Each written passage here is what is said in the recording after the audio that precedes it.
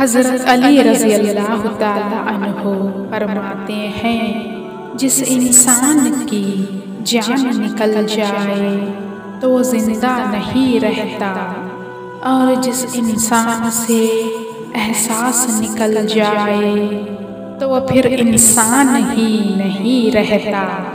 हज़रत अली रज़ी अल्लाह ताला अन्हो ने फरमाया, कभी तुम दूसरों के लिए दिल से दुआ मांग कर देखो, तुम्हें अपने लिए दुआ मांगने की ज़रूरत नहीं पड़ेगी।